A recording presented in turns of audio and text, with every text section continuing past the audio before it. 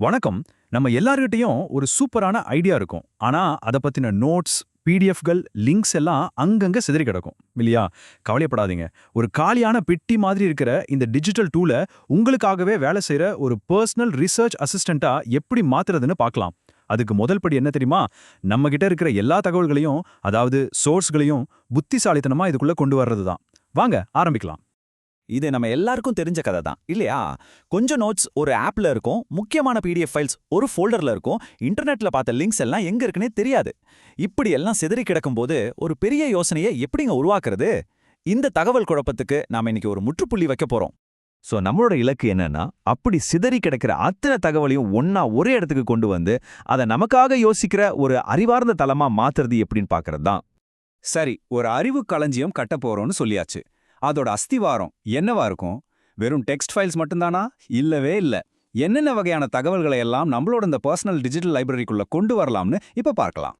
இதுதான் நோட்புக் லெல்மோட மிகப்பெரிய சக்தியே. இது இன்டர்நெட்ல இருக்கிற எல்லாத்தையும் பத்தி பேசுற ஒரு ஜெனரல் ஏஐ மாதிரி கிடையாது. இது ஒரு கட்டுப்படுத்தப்பட்ட அறிவு தளம். அதாவது, நீங்க இதுக்குள்ள என்னென்ன புத்தகங்கள், ஆர்டிகல்ஸ், நோட்ஸ் போடுறீங்களோ அதுல மட்டும்தான் இது ஒரு எக்ஸ்பர்ட்டா மாறும். இது உங்களுக்காக நீங்களே உருவாக்குற ஒரு தனிப்பட்ட அறிவு உலகம் மாதிரி. இதோட நெகிழ்வு தன்மையை பாருங்களேன். உங்க ரிசர்ச் பேப்பர்ஸ் இருக்கிற பிடிஎஃப்கள், நீங்க விரும்பி படிக்கிற புக்ஸ், உங்க சொந்த சிந்தனைகள் அடங்கிய கூகுள் டாக்ஸ், இது எல்லாத்தையும் விட நீங்க ரெக்கார்ட் பண்ண ஒரு இன்டர்வியூ ஆடியோவை கூட இது புரிஞ்சுக்கும். உங்க ரிசர்ச் எந்த துறையா வேணா இருக்கட்டும், அதுக்கு தேவையான எல்லா மூலங்களையும் இங்கே கொண்டு வந்துடலாம். தகவலை உள்ள கொண்டு வரது ஒரு விஷயம், ஆனா அசல் மேஜிக்கே இதுக்கப்புறம் தான் ஆரம்பிக்குது. அதாவது, ஒவ்வொரு தகவலும் எங்கிருந்து வந்துச்சுன்னு அதுக்கு ஒரு அட்ரஸ் கொடுக்கறது. இந்த மெட்டாடேட்டா ஏன் இவ்வளவு முக்கியம்னு நினைக்கிறீங்க? இது உங்க ரிசர்ச்சோட நம்பகத்தன்மையை மட்டும் கூட்டல, உங்க நேரத்தையும் பயங்கரமா மிச்சப்படுத்த போகுது. இப்போ இந்த ரெண்டுக்கும் இருக்கிற வித்தியாசத்தை பாருங்க. இடது பக்கம் இருக்கிறது ஒரு அனாதையான குறிப்பு. அது எங்கிருந்து வந்துச்சு, யார் சொன்னதுன்னு ஒரு விவரமும் இல்ல. ஆனா வலது பக்கம் பாருங்க. அதே குறிப்புக்கு இப்போ ஒரு முகம் இருக்கு, ஒரு முகவரி இருக்கு. யார் எழுதுனது, எந்த புத்தகம், எந்த பக்கம்னு தெளிவா இருக்கு. இப்போ இது வெறும் குறிப்பில்ல, இது ஒரு பலமான ஆதாரம். உங்க ஆய்வு மாளிகையோட அஸ்திவாரமே இதுதான். நீங்க கூகுள் பிளே புக்ஸ்ல நிறைய படிக்கிறவரா? அப்போ இந்த டிப்ஸ் உங்களுக்கு தான். நீங்க ஒரு புக்ல ஹைலைட் பண்ற ஒவ்வொரு முக்கியமான வரியும் ஆட்டோமேட்டிக்கா ஒரு கூகுள் டாக்குமெண்டா சேவ் ஆகிடும்னா எப்படி இருக்கும்? அதை அப்படியே தூக்கி உங்க நோட்புக் எல்லாம்ல போட்டுக்கலாம். அடடா, உங்க வேலை எவ்வளோ ஈஸியாயிடுச்சு பாருங்க. நெட்ல ஏதாச்சும் ஒரு ஆர்டிகிள் படிச்சுட்டு இருக்கும்போது, அடடா இந்த லைன் சூப்பரா இருக்கே அப்படின்னு தோணும். ஆனா அதை எப்படி சேவ் பண்றது? அதுக்கு தான் இந்த கூகுள் கீப் எக்ஸ்டென்ஷன். உங்களுக்கு பிடிச்ச வரியை மட்டும் ஹைலைட் பண்ணி சேவ் பண்ணிக்கலாம். அப்புறமா நீங்க சேவ் பண்ண இந்த எல்லா துண்டு துண்டு தகவலையும் ஒரே ஒரு கிளிக்ல ஒரு கூகுள் டாக்குமெண்டா மாத்தி உங்க அறிவுத்தளத்துல சேர்த்துடலாம். இனிமே எந்த ஒரு நல்ல பாயிண்ட்டும் மிஸ் ஆகவே ஆகாது. இன்னொரு படி மேல போகலாமா?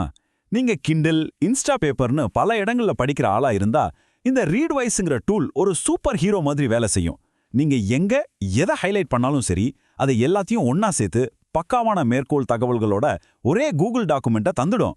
இது உங்க நேரத்தை மிச்சப்படுத்துற ஒரு மேஜிக்னே சொல்லலாம். சரி, நம்ம கிட்ட இருக்கிற எல்லாத்தையும் அழகா அடுக்கி வச்சுட்டோம். ஆனா நம்ம கண்ணுக்கு தட்டுப்படாத சில விஷயங்கள் இருக்குமே, நாம யோசிக்காத சில கோணங்கள் இருக்குமே, அதையெல்லாம் எப்படி கண்டுபிடிக்கிறது? இங்க தான் நம்ம ஏஐ ஒரு சாதாரண அசிஸ்டண்டா இல்லாம ஒரு உண்மையான ரீசர்ச் பார்ட்னரா மாறுது. இந்த டிஸ்கவர் சோர்சஸ் அம்சம் அதுதான் செய்ய போகுது. இது உங்க ஆய்வு பயணத்துல ஒரு முக்கியமான திருப்புமுனையா இருக்கலாம். நீங்க தேடிட்டு இருக்கீங்கன்னே உங்களுக்கு தெரியாத சில பொக்கிஷங்களை கண்டெடுக்க தயாரா? வாங்க பார்க்கலாம். இத பண்றது ரொம்ப ரொம்ப சுலபம். உங்க நோட்புக்ல இருக்கிற டிஸ்கவர் பட்டனை அழுத்தி, உதாரணத்துக்கு சங்க இலக்கியத்தில் குறிஞ்சி நிலம் பற்றிய புதிய ஆராய்ச்சிகள் அப்படின்னு உங்க தலைப்பை கொடுத்தா போதும். அவ்வளோதான். நம்ம ஏஐ உங்களுக்காக இன்டர்நெட் முழுக்க தேடி சம்பந்தப்பட்ட புதிய ஆதாரங்களை உங்க முன்னாடி கொண்டு வந்து வச்சிடும். ரிசல்ட் என்ன தெரியுமா? வெறும் 10 லிங்க்ஸ் கிடையாது, உங்களுக்கு சம்பந்தமான 10 புதிய ஆதாரங்கள். அது மட்டும் இல்ல, ஒவ்வொன்றும் உங்க ரிசர்ச்சுக்கு ஏன் முக்கியம்னு ஒரு சின்ன விளக்கத்தோட வரும். இனிமே நீங்க மணிக்கணக்கா தேடி அலைய வேண்டிய அவசியமே இல்ல. ஏஐ அந்த வேலையை உங்களுக்காக பார்த்துக்கும். அப்ப பாருங்க, இந்த ஸ்டெப்ஸை ஃபாலோ பண்ணது மூலமா அங்கங்க சிதறி கிடந்த தகவல்களை எல்லாம் ஒன்னு சேர்த்து நமக்காக யோசிக்கிற, நம்மளோட பேசுற ஒரு அறிவார்ந்த பார்ட்னரையே நம்ம உருவாக்கிட்டோம். அப்போ இன்னைக்கு நாம கத்துக்கிட்ட முக்கியமான விஷயங்கள் என்ன? 1. உங்க அறிவுக்கு ஒரு எல்லையை வைக்காதீங்க. பிடிஎஃப், ஆடியோன்னு எல்லாத்தையும் பயன்படுத்துங்க. 2. ஆதாரம் ரொம்ப முக்கியம். மேற்கோள் தகவல்களை கண்டிப்பா சேருங்க. 3. உங்க நேரம் தான் உங்க சொத்து. ஸ்மார்ட் டூல்ஸை வச்சு அதை மிச்சப்படுத்துங்க. கடைசியா, தனியா யோசிக்காதீங்க, புது புது ஐடியாவுக்கு ஏஐயோட உதவியை எடுத்துக்கோங்க. வள்ளுவர் சொன்ன மாதிரி ஒரு விஷயத்தோட உண்மையான தன்மையை தெரிஞ்சுக்கிறது தான் அறிவு. நாம சேகரிக்கிற ஒவ்வொரு தகவலும் துல்லியமா சரியான ஆதாரத்தோட இருக்கும்போது தான் நம்மளோட முடிவுகளும் உண்மையா அறிவார்ந்ததா இருக்கும். இப்போ உங்களுக்கான பிரத்யேக டிஜிட்டல் நூலகம் தயார். தகவல்களை சேகரிக்கிற வேலை முடிஞ்சது. அடுத்தது என்ன? அந்த தகவல்களோட பேச ஆரம்பிக்க வேண்டிய நேரம்.